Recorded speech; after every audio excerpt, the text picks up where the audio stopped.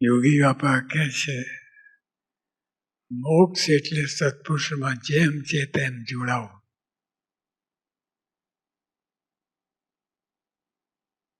સત્પુરુષ રમકડા જેવા લાગે છે, એટલે આપણે એ રીતે ટ્રીટમેન્ટ આપીએ.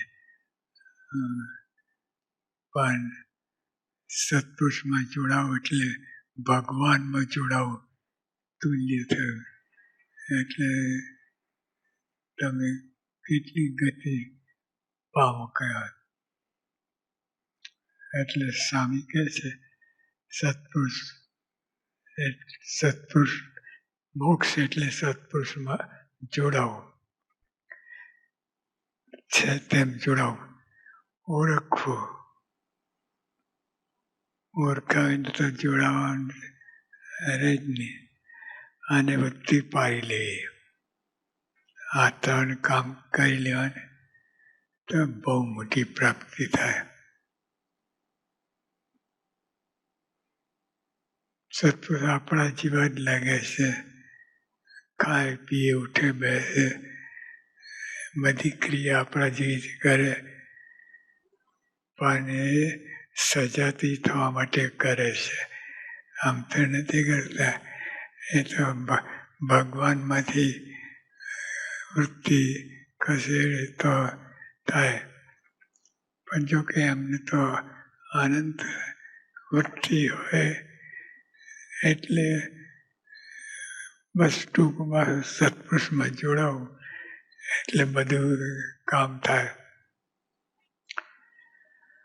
આપણે રાતથી સંબંધમાં રહીએ છીએ તો કારણ શરીર કેમ ઊભું રહે?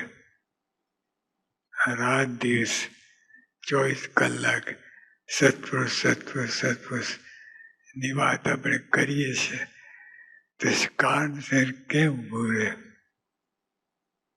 આ વિચારો જેવા છે, બધા વિચારો જેવા છે. બધા ભલ ભલાવે એને વિચારે કે આ રાતથી સોનમાં રહીએ તો કારણ શરીર કેમ ઊભું રહે? પણ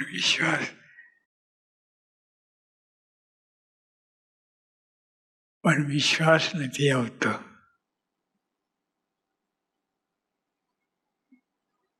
વિશ્વાસ તો છે પણ લફર કઈ વિઘ્ન આવે તો વિશ્વાસ તૂટી જાય અને વિઘ્નમાં જોડાઈ જઈએ આપણે.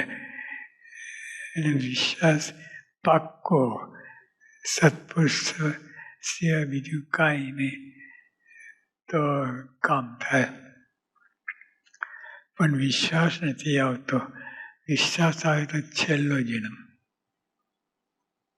વિશ્વાસ છે આ તમે મારા બધી કરીએ છીએ, પરીક્ષા દંડવટ કરીએ છીએ એ બરાબર છે, પણ આ એક જ ઘા વિશ્વાસ આવી જાય એટલે તરત છેલ્લો જન્મ થઈ જાય.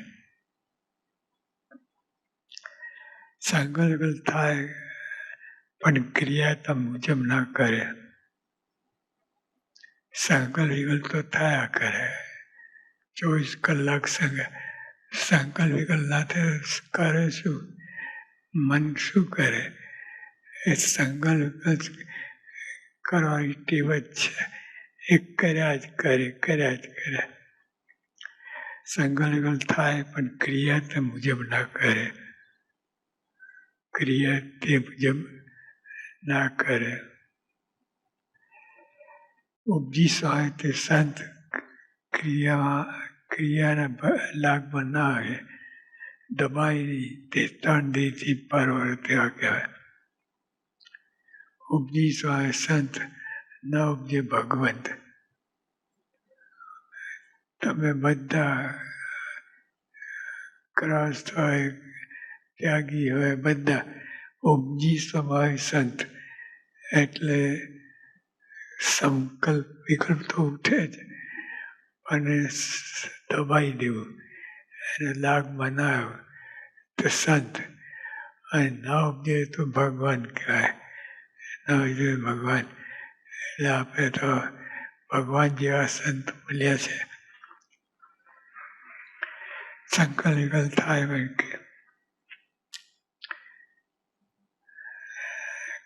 ક્રિયાના લાગવા ના આવે, દવાઈ ત્રણ દેતી પર પરવર્ત્યા કહેવાય. આ દેહની કોઈ કિંમત નથી. દેહ તો જીવ દોરે એમ દોરાય, મન દોરે એમ દોરાય, પણ એટલે આપણે કરવાનું શું? એટલે એને લાગ મનાવો. તો ત્રણ દેહથી પરવર્ત્યા કહેવાય. મનના લાગ મનાવો તો ત્રણ દેહથી પરવર્ત્યા કહેવાય. પોતાનું માયાનું કાર્ય હોય, પોતાનું તો માયાનું કાર્ય હોય, 24 કલાક આપણે એમાં જ જોડાયેલા છીએ, એટલે પોતામાં તો માયાનું કાર્ય હોય. પણ પ્રગટ મળ્યા છે તે માયાથી પર છે. તે પ્રગટ મળ્યા છે. ભલે આપણામાં તો બધા ગમાય દોષો બધા, પણ જે મળ્યા છે યોગી મહારાજ, શાસ્ત્રી મહારાજ, પ્રમુખ મહારાજ, એ મળ્યા છે એ માહિતી પર છે. એ આપણે દ્રઢપણે જાણવું તો આપણે માય ત્રણ દીધી પર થઈ કહેવાય.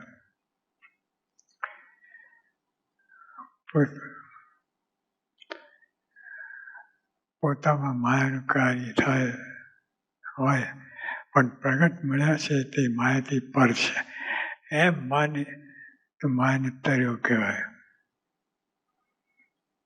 જો આપણામાં બધા દોષો બધું લંગર હોય, પણ સત્પુરુષમાં આપણે માનીએ એ માહિતી પર છે. દેખાય તો આપણા જેવા જ, કાંઈ ફેર ન દેખાય, કાંઈ પી ઉઠે બેસે પછી માહિતી પર છે. એ ભગવાનમાં અખંડ વૃત્તિ રાખે છે એટલે માહિતી પર છે. એમ માને તો માયાંતર કહેવાય. અક્ષરને જાણ્યા વિના પુરુષોત્તમ જણાય નહીં. અને આ તાત્વિક દ્રષ્ટિ વાત, અક્ષરને જાણ્યા વિના પુરુષોત્તમ જણાય નહીં. કારણ કે અક્ષરથી પર પુરુષોત્તમ છે.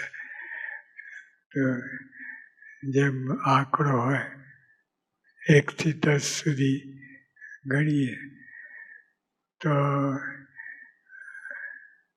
અક્ષર છે 9 સુધી આવે અને એનાથી પર પુરુષોત્તમ એ 10મો પુરુષોત્તમ. તો 9 તો તમે જાણવું પડે, 1 થી 9 સુધી તો જાણવું જ પડે, પછી પુરુષોત્તમ હાથમાં આવે. એટલે